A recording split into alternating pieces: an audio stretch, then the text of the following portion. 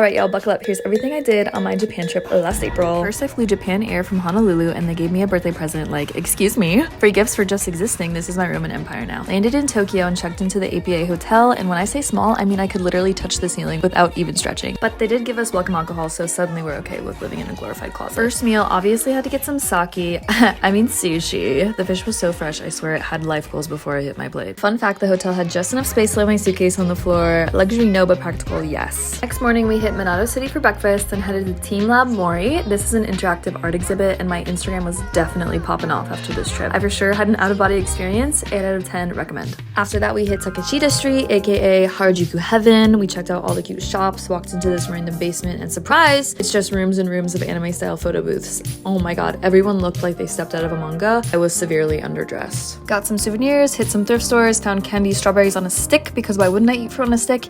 Then I stumbled into a 7-store Uniqlo, and of course I left with clothes. I mean, who do you think I am? Next day, Shibuya time. Got the fluffiest pancakes of my life, grabbed albino strawberries, yes, they exist, and they were so good they didn't even make it back to the hotel. Witnessed the iconic Shibuya crossing, 10 out of 10, felt like I was in a music video. Then we made custom perfumes at the flavor code to remember the trip. Then we went hunting for food, but found a park with swan boats instead. I didn't know I actually needed to paddle a giant bird until I was doing it, 10 out of 10. Got sushi again, obviously. Next day, hopped on a train to the airport, destination Osaka, saw Mount Fuji from the plane window, like wow, look at that view. Left our luggage at the train depot because Japan just gets convenience. Then we wandered Kyoto. Picked up the cutest ice cream cone, saw some sights, then we made our way back to our next hotel. Checked into Onyada Nono, where the complimentary hotel outfits were low-key a serve. Peep the socks. At this point, my legs were screaming. We elevated them like TikTok said to, but I'm 90% sure we just needed a new pair of feet. Couldn't use the onsen, thanks tattoos, but hey, free ice cream. Balance. Next stop, Fukuoka. Got some of the best ramen I've ever had. Don't worry, Honolulu, you're still top tier. Then, Mini Pig Cafe. Yes, tiny pigs. I have no words, only squeals. Walked like 50 miles, give or take, to catch a train, then a bus, then a cab, to Mifuneyama Rakuen Hotel,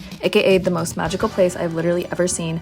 I packed every flavor of soju like a responsible adult, soaked in the views inside and out. The hotel teamed up with TeamLab and had hidden art exhibits. We also hit the natural onsen, and I'm not gonna lie, I seriously considered canceling my flight home. Dinner was a full-on kaiseki feast, and I swear it changed my soul. We also made friends with the sweetest server. Strolled the garden to find the wine bar because priorities. Next morning, more onsen time. I'm officially obsessed now. Then breakfast, which was chef's kiss. I mean, whew, look at that steaming tofu, girl. Hit the Mifuneyama garden, genuinely one of the most magical places I've ever seen. I was low-key emotional. Nature doesn't usually hit me like that, but Japan said feel things. Checked out, kill time, stumbled onto a random foot bath. No, you can't see the dogs for free. Checked into Ryokan Oomuraya, which has been around since 1830. Making that a point since that night I got to experience my first ever earthquake in Japan. Literally thought that was how my story ended. There wasn't a table big enough to crawl under. The hotel room was really nice though. Cute view, bougie bathroom, and of course the onsen setup. Have to have that. The hotel bar?